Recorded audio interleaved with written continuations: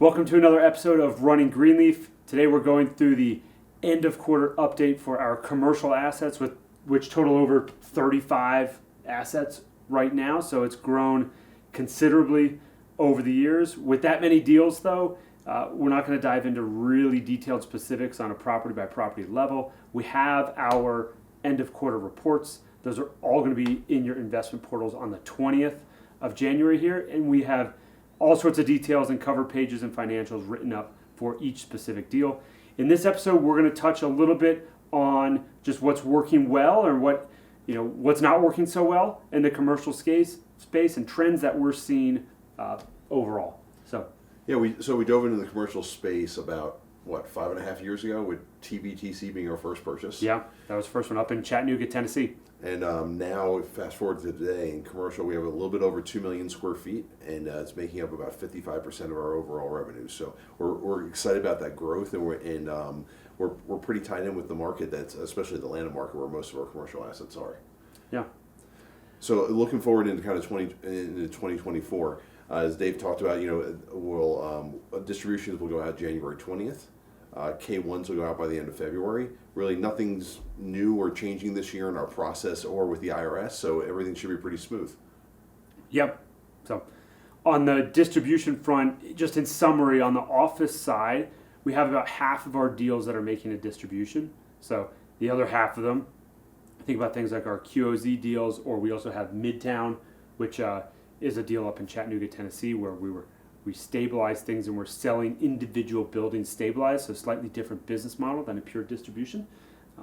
But stuff that is distributing on the office side is most of our medical tenants are distributing, and then our office, pure suburban office plays, which is like Johnson Square and Crossing Center, are also making distributions in Lake Park, deals like that. So, but again, all the distribution numbers are in each individual property report that you'll get out there.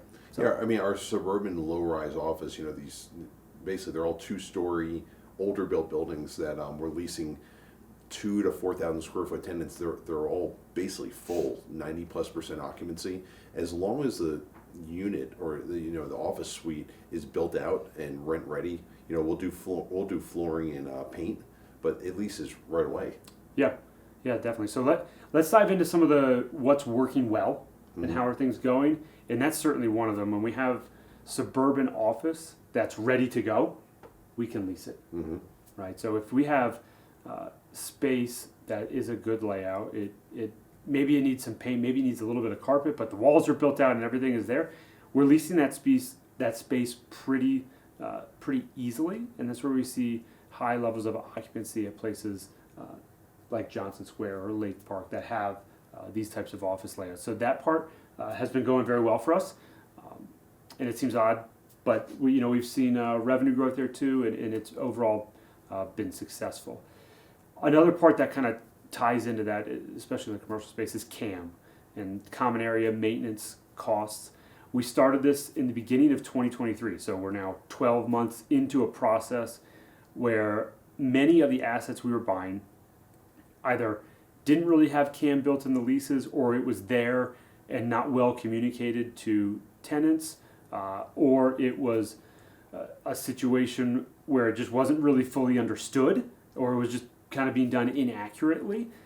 So what we've done over the past 12 months is really dig into all of the financials in every single commercial lease that we have. We have around 514 active leases right now, so going through each and every lease and determining what are the reimbursements and how should the common area costs be divided. So we've gone through that now, and we have it built out in a manner that we can provide lots of information to our tenants on what those costs are. It also outlines how we're performing on deals, because like it or not, our tenants, we want to keep things as affordable as possible, and it's not that we can just have expenses and we just pass them through to the tenants. That is not just good financial stewardship. So we are trying to make sure our costs can be as efficient as possible. Really. Yeah, and the average CAM, that we're talking about here in the common area maintenance is $2 to $3 a square foot. So, one property by one property, this isn't very impactful, but you look across the entire portfolio of 2 million plus square feet, we're talking $4 to $5 million of reimbursable expenses that we have the right to bill through. Their leases the leases stay that the tenant agreed to basically pay their fair share of the operating costs of the property. And we're really just enforcing that and working with them as a good partner to make sure that we keep our costs as low as we can and work with them. Yeah, yeah. We really got to show, we really got to show that we're a good management company if we want to, have happy tenants and show them, hey, these are what the costs are. Be as transparent as possible, and do as much as we can to reduce these costs. Yeah, so it's really standing on the representation that we've always built on, which is own the property and manage the property, and really the buck stops with us. So there's really no one else that they can escalate to or just go to if they have a concern. They come to us, and we look to address that concern as much as we can. Yeah, we can't defer to anyone else. Right, yeah, right? exactly. It is us. So we're working hard to make sure that our costs are in alignment with market and hopefully as efficient as possible. One thing on that front that we are working on, a large portion of our costs goes to wages and cleaning kind of mixed together. So we have common area services that are done, which is kind of the nightly trash pickup, the nightly cleaning of restrooms and all that stuff that goes into just properly maintaining the building. And when we inherited things, we inherited an array of different contracts on how that work was getting done. Dozens of different companies were doing the work, and all to a varying quality. So what we started doing at the end of the fourth quarter here and really kicking off in 2024 is taking some of that scattered workload and bringing it in-house to make sure we have a standardized, even you think about that, a standardized soap dispenser, standardized soap that we're purchasing. Because a lot of these contracts, they are a pass-through of cost. So there's not, I would say there's a little more leniency with purchases when a vendor is purchasing stuff and it's a direct pass-through with, sometimes a 10, 15% upcharge on that service. So when we look at our original contracts, our materials and purchasing is about double what was in our contract. So we're really looking to bring a lot of that purchasing in-house and make sure, we get as many bulk discounts as we can and purchase as efficiently as possible to really save that cost for, our properties and our investment returns too, but also our tenants to make sure it can be as efficient as possible for them to experience. Yeah, we when we first started looking at this, we toured one of our buildings that was about a 25,000 square foot building. We found I can't remember, it was 4 or 5 different maintenance closets with mops and brooms and different air filters and cleaning supplies, and every maintenance closet had kind of a random array of stuff that didn't match the next maintenance closet for a relatively small building. So if we can standardize that, we'll be carrying less inventory. The tenants will get a more consistent, result out of it, and we'll be able to operate the property better. Yeah. So we're excited about doing that in 2024. We're going to have some just more general updates on what properties we can get that out to. We're starting with Parsons Meadow, which was one of our properties here in North Atlanta. So we're starting there to try and streamline this process and hopefully, not hopefully, but we know we can make it more efficient and save us some money on the operating side there and lower our OPEX, which ultimately lowers our reserves and helps us be more efficient. So another project we want to talk about too, of things that are going well, is our Midtown deal that is in Chattanooga. We purchased that, and I know there haven't been distributions from that deal, so it's like, how's it going well if we're not making distributions? But we recently sold one of the buildings there, and we are under contract and supposed to close in about a week or so here on another one of the buildings that is coming out, and we're making good returns on that investment from those sales, and we're using that to pay down the debt that we have in place there. We have another 2 buildings that we think in really probably the second quarter we can get to a close on those, and these have been very profitable transactions for us, and balance sheet wise and paper wise, the deal has been working very well. Has not been making cash distributions. We shifted strategy there a little bit, where we weren't looking to put as much capex in. We were looking to stabilize one building at a time and then exit the deal kind of on a flow through like that. Yeah, what we realized is that by putting the capex dollars into this specific property, by improving the facades or the outside, we really weren't getting paid back for that. That the biggest margin or that we could make was really just leasing the property, and then listing it. So we're making it pretty close, about a 50% margin from our basis to what we're selling it at. So we're pretty excited about that. And I think it just goes to show in the market, these are a mix of tenants, so some are industrial to office to all sorts of different users, right, that go in there. And it just shows that there is a market for deals that are well positioned, that have clean financials, and we're able to sell and transact on that. So overall market volume is definitely down across the board. That we've reported on that before, but there is a market available. And we are making good returns on exits right now. All right, so let's talk a little bit about what's not working as well, or areas, nothing's always perfect. So the first part we kind of talk about is just spec office, and we're seeing this across the board where we have vacant space, even like North Graham, where we have basically shell space. And I mean, on the positive side, we have 4 leases there that we've got either signed or out, 2 that are signed, 2 that are out. So we're going to lease 4 out of the 5 spaces right now, so that is positive. But the spec leases, taking literally an unknown box and converting that to what fits for the tenant, is just a very lengthy process.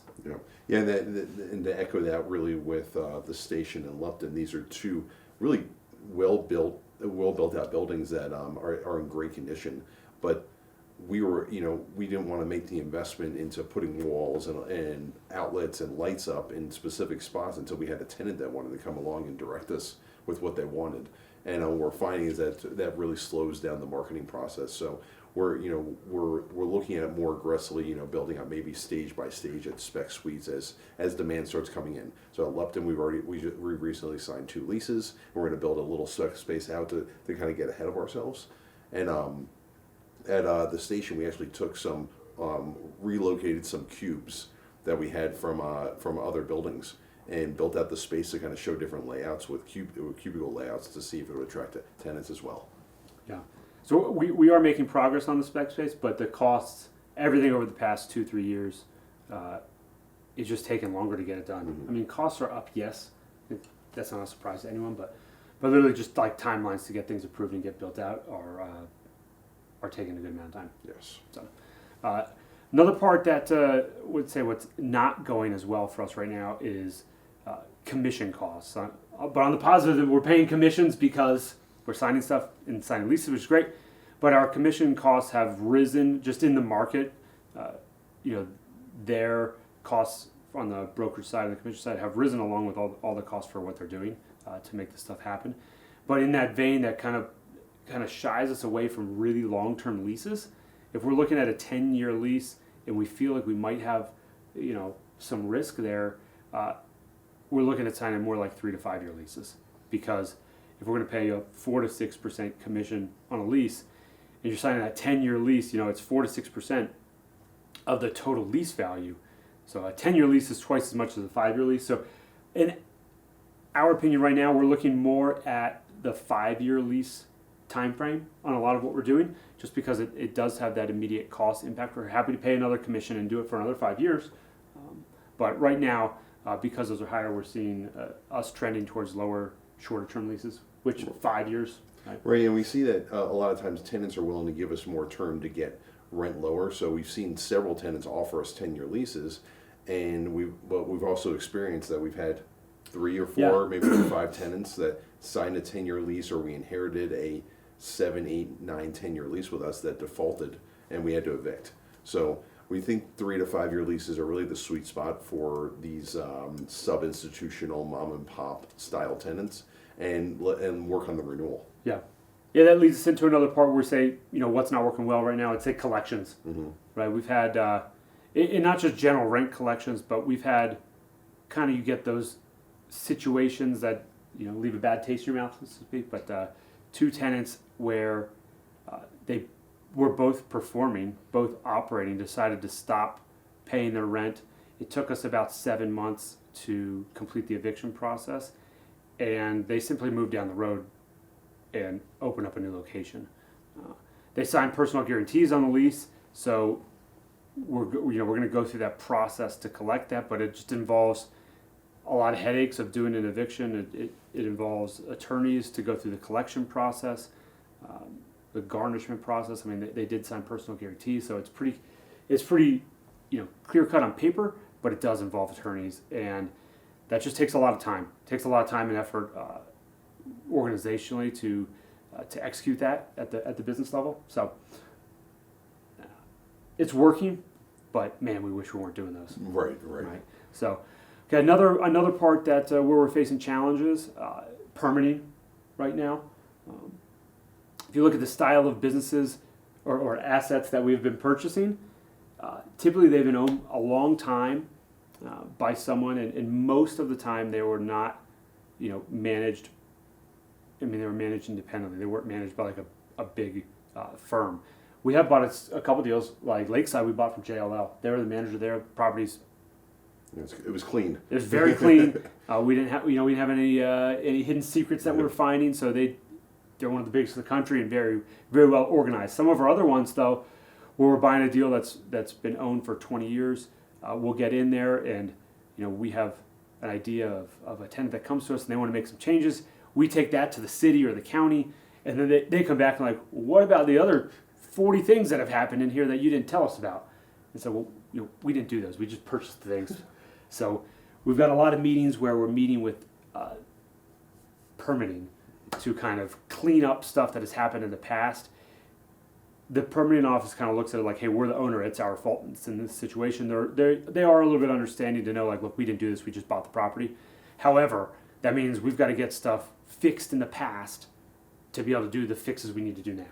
That's delaying some of our CapEx projects. It's not just across the board completely, but we are seeing that on CapEx projects, and that's probably the main reason for delays we have in the CapEx side. But we're working through them, trying to explain our position to the permitting offices and make sure we can get, fix things, make them so they're right, and we can properly occupy our buildings. Right. So that's one it's been interesting. See this, one of the we went in to see is like, we don't have any updates since 2004. What's happened since then? It's like, man, that's 20 years ago. So so we face a little bit of headwinds with getting that done, and that's just why anytime you have a CapEx project, anytime there's a value add, there's always something that's going to happen like that. So we're prepared for that, and we're working through it. But it is something we're seeing. So another point we want to, that kind of sums up the what's working, what's not working segment. We want to talk a little bit about the market and what we're seeing, and most notably right now is industrial kind of numbers that we saw for the end of 2023. Yeah, industrial continues to be hot. 10% year-over-year rent growth nationally, and what we're seeing is that there's 9 cities in the United States that had 20 million square feet or more built in 2023. So we're seeing a ton of supply come on, where the demand seems to be keeping up with it because rent growth still continues, and it seems it's a very shining part of the market. Yeah, our industrial leasing has been going well, and we are definitely seeing increases in line with that 10%. We had one deal. We just over at Davis Circle, we just had a 13% increase in a renewal that went out there. So that 10 to 15% is more what we're seeing. If the national average is 10, we're seeing a little bit higher in the Atlanta and Southeast market. Mostly all of our industrial stuff is Atlanta or Columbia, South Carolina. So, but yeah, we're seeing numbers that reflect that, and it's been an overall positive trend. Right. There. And really, from a buying opportunity, is the office market has been very stagnant, very slow, and two of our biggest transactions really in the history of our company, but also happened in 2023, where we bought single-story office and have been converting it into more industrial use. And it's basically taking a relatively distressed asset class that has very little transaction volume. Transaction volume in 2023 compared to 2022 was down about 65%. So it gives us a really great buying opportunity. As those deals come up, there's much less competition. Lending's harder to attract as well, so it's a challenging transaction. But it's a way that we can basically find discounted opportunities and then convert the vacancy, and as leases come up, over to more industrial use that has been in very high demand. Yeah, and our form of industrial's slightly different. It's not like smokestacks and big cranes, right? It's 14-foot wide open spaces that you've got a mix of different companies in there. We've got a golf simulator, right? That's in one of them, right? So batting cages is in one of our tenants. We have breweries in them. Yeah, we have. Yeah. So that's kind of what we're seeing in the market overall. Just again, quick to recap, January 20th is when all the distribution stuff goes out. You'll have all your quarterly reports at that time. We expect to have all the K1s out at the end of February. We'll certainly have more updates on K1 information as we get it, and we're aiming to get those really as soon as we can. So that is our fourth quarter update on the commercial side. We'd love to chat. If you have any other questions and want to go through any specific deals, please let us know. Thanks for watching us. For more tips on operating and investing in real estate, please check us out at greenleafmanagement.com or find us on YouTube and Spotify.